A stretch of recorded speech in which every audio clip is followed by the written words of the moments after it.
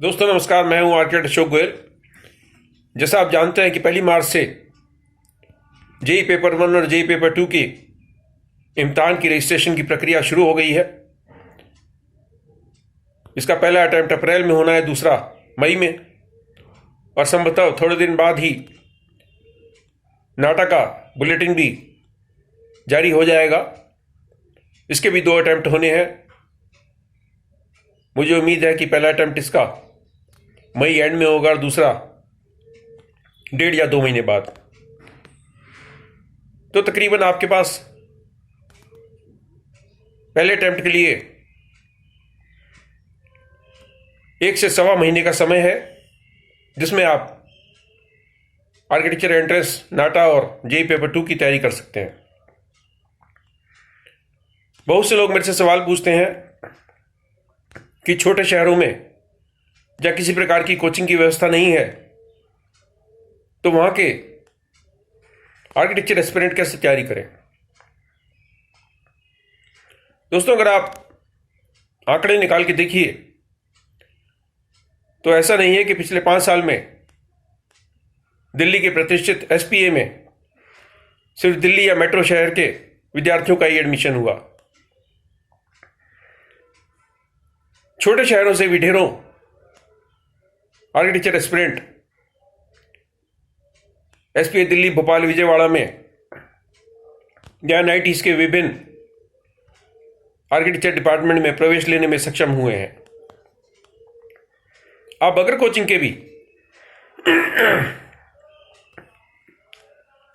के भी आप आर्किटेक्चर एंट्रेंस में अच्छा स्कोर प्राप्त कर सकते हैं, अगर आप एक सिस्टम से पढ़ाई करें। कोचिंग में क्या होता है, हफ्ते में 4 या 5 दिन 3 से 4 घंटे आप कोचिंग सेंटर में बैठते हो। लगातार आपके ऊपर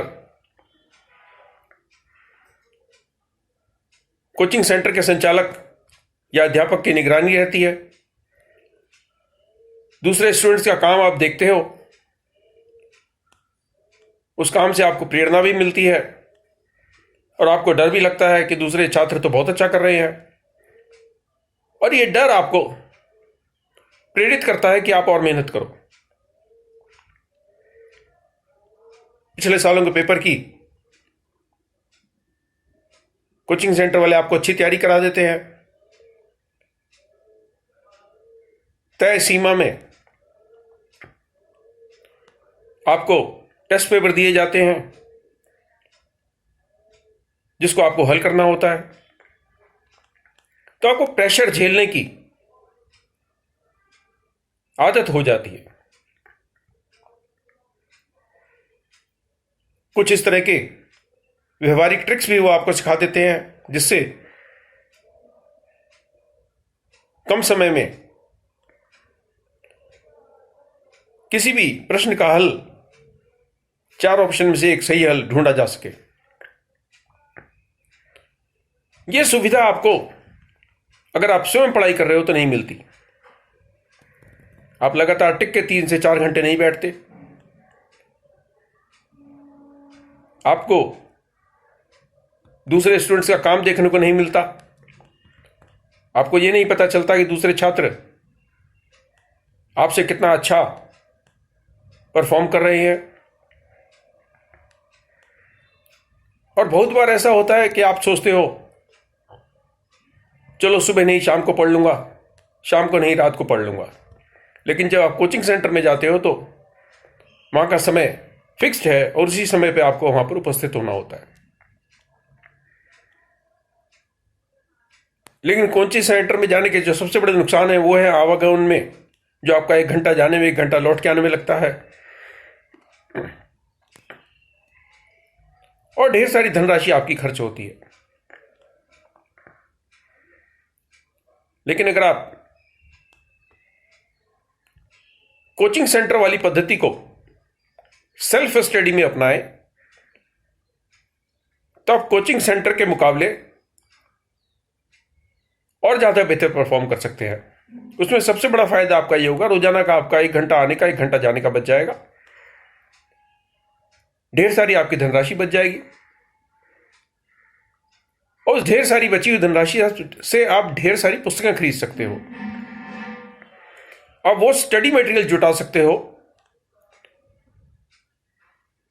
जो स्टडी मटेरियल कोचिंग सेंटर वाले आपको बहुत सारा पैसा लेकर देते।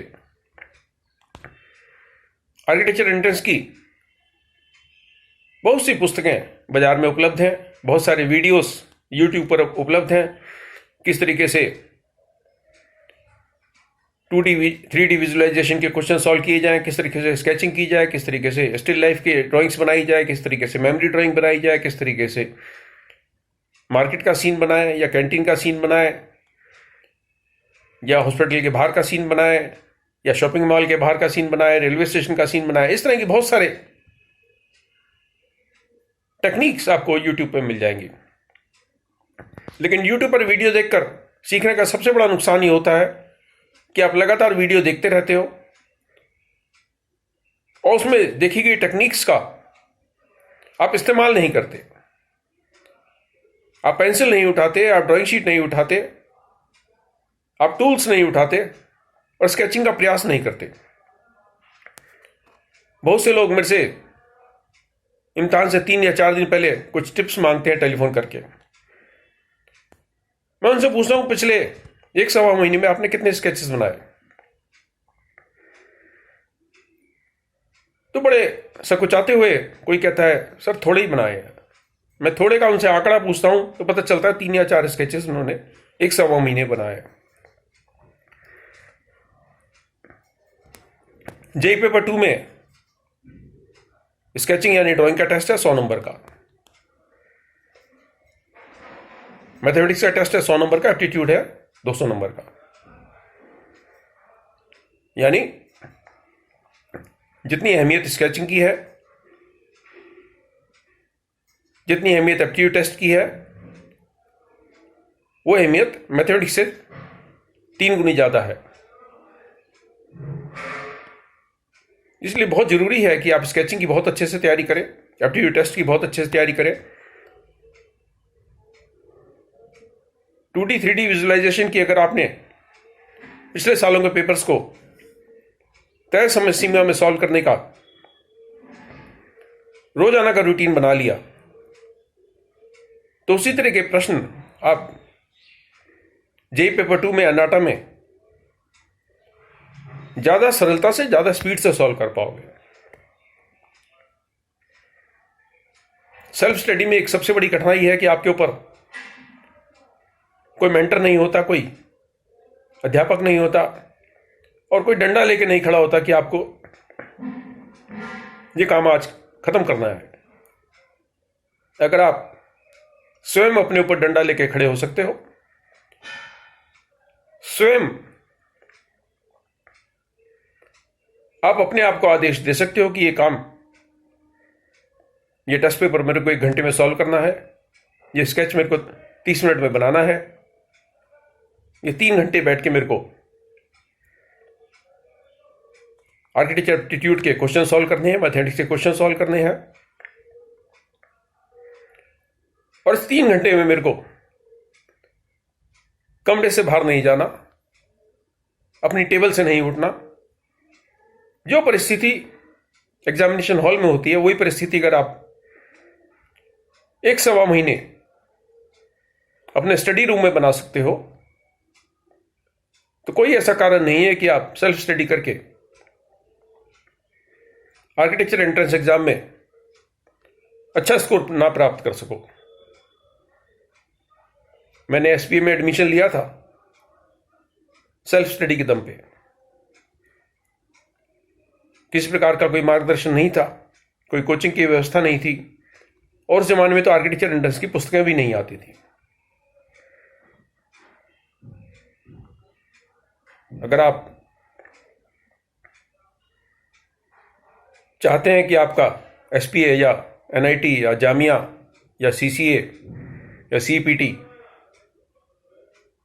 या और प्रतिष्ठित किसी आर्किटेक्चर कॉलेज में एडमिशन हो तो कमर कस लीजिए, अपना एक शेड्यूल बना लीजिए कि ये 3 घंटे या 4 घंटे मेरे को स्टडी रूम में बैठना है मेरे को ड्राइंग्स बनानी है, मेरे को मैथमेटिक्स के पेपर सॉल्व करनी है, मेरे को पिछले सालों के नाटा के जेई पेपर 2 के पेपर सॉल्व करने हैं।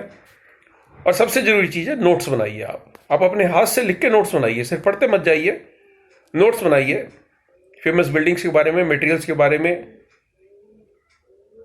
जो थ्योरी क्वेश्चन इसके अंदर आते हैं, कलर व्हील के क्वेश्चन आते हैं, फेमस आर्किटेक्ट्स के किए हुए काम के क्वेश्चन आते हैं, हिस्ट्री ऑफ आर्किटेक्चर के क्वेश्चन आते हैं, उसके नोट्स तैयार कीजिए। जब भी आप नोट्स अपने हाथ से तैयार करेंगे तो कागज पे छपने के साथ साथ आपके दिमाग में ही छप जाता है। ज्यादा से ज्यादा स्टडी मटेरियल को जुटाइए, उसको सॉल्व करने की कोशिश कीजिए। और सिर्फ मेरी पुस्तकें नहीं, आर्किटेक्चर इंटरेस्ट की आपको जितनी किताबें मिलती हैं सारी खरीदिए, सेकेंड हैंड किताबें खरीदिए, सारी किताबें खरीदिए, ज़्यादा से ज़्यादा संख्या में किताबों को पढ़िए, उसमें दिए हुए एक्सरसाइज को सॉल्व कीजिए। सफलता आपका इंतजार कर रही है। शुभकामनाएं, नमस्कार।